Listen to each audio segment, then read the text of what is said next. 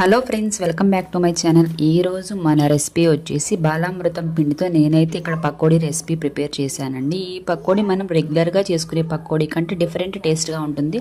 Taste ఎలా ఉంటుంది అంటే మనం ఏదైనా రవ్వ యాడ్ చేసుకుంటే టేస్ట్ ఎలా ఉంటుందో అలా ఉంటుంది.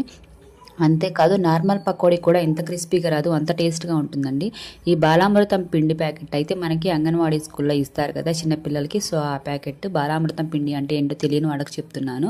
ఇక్కడైతే నేను ఆ పిండిని ఒక గ్లాస్ అయితే తీసుకున్నానండి. ఆ పిండిలో కొంచెం షుగర్ అయితే ఉంటుంది కదా, సో ఆ షుగర్ సపరేట్ చేసుకోవడానికి నేను ఒక దాంట్లో పోసుకొని అయితే ఇక్కడ ఆ పిండిని జల్లించుకుంటున్నాను. ఇలా ఆ పిండిలోంచి షుగర్ని మనం సపరేట్ చేసుకోవడానికి పిండిని జల్లించుకుంటున్నానండి. అలా జల్లించేసుకున్న తర్వాత దాంట్లో నేను 1 స్పూన్కి శనగపిండి, అలాగే 3 to 4 స్పూన్స్కి బియ్యం పిండి వేసుకోవాలండి. ఎందుకంటే ఇది కొంచెం పిండి రవ్వరవ్వగా ఉంటుంది. దీంట్లో మనకి ఈ పిండి వేసుకుంటేనే పకోడీ టేస్ట్ అనేది బాగుంటుంది. బియ్యం పిండి, శనగపిండి కొంచెం క్వాంటిటీలో వేసుకోవాలి. అలాగే చిన్నగా కట్ చేసుకున్న ఆనియన్స్, మిర్చి, కరివేపాకు అండ్ కొంచెం సాల్ట్, అలాగే టేస్ట్కి సరిపోయినంతగా కొంచెం కారము, ఇవన్నీ యాడ్ చేసుకొని మనం కొంచెంగా వాటర్ యాడ్ చేసుకుంటూ ఈ పకోడీ పిండిని బాగా గట్టిగా కలుపుకోవాలి.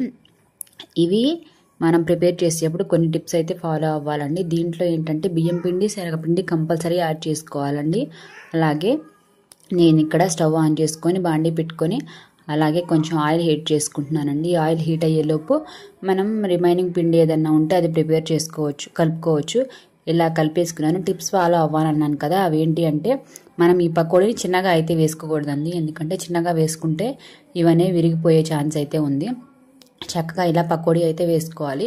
ఇలా పకోడీ వేసుకున్న తర్వాత ఇంకో టిప్ ఏంటి అంటే ఇవి చక్కగా మనకి కలర్ చేంజ్ అయిన తర్వాత ఇంకో వైపుకి టర్న్ చేసుకొని ఫ్రై చేసుకోవాలి. ఎందుకంటే ఇవి తొందరగా విరిగిపోతాయండి. ఎందుకంటే వీటిలో రవ్వ క్వాంటిటీ ఉంది కదా. ఇలా నేను ఒకసారి వేగిన తర్వాత వాటిని సపరేట్గా తీసేసుకొని మిగిలిన పిండితో కూడా పకోడీలు అయితే వేసేసుకుంటున్నానండి. ఈ పకోడీలు అయితే ఒకసారి వేసుకుంటే మళ్ళీ చేసుకొని తింటారు, అంత టేస్ట్గా ఉంటుంది. బాలామృతం ప్యాకెట్ పిండితో ఏం చేస్తారో తెలియక పిండి ప్యాకెట్స్ అయితే వేస్ట్గా పడేస్తూ ఉంటారండి. ఇలా పిల్లలకి టేస్టీగా హెల్తీగా చేసి పెట్టండి. పిల్లలైతే చాలా ఇష్టంగా తింటారు. అంతేకాదండి, క్రిస్పీ కరకరలాడుతూ టేస్ట్ అయితే చాలా బాగుంటుంది. పిల్లలే కదండి, పెద్దలు కూడా చాలా ఇష్టంగా తింటారు. ఈవినింగ్ స్నాక్స్ టైంగా కూడా మనం ఇలాంటివి ప్రిపేర్ చేసి పెట్టచ్చు. అంతేకాదు పిల్లలకి ఏదైనా స్నాక్ బాక్స్లో ప్రిపేర్ చేసి పెట్టడానికి కూడా ఇవైతే చాలా బాగుంటాయండి.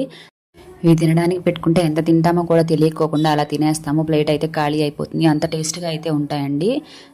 మీరు కనుక మన ఛానల్ని మొదటిసారి చూస్తున్నట్లయితే మాత్రం ఇలాంటి డిఫరెంట్ రెసిపీస్ అయితే ముందు నేను ప్రిపేర్ చేసి చూపిస్తాను.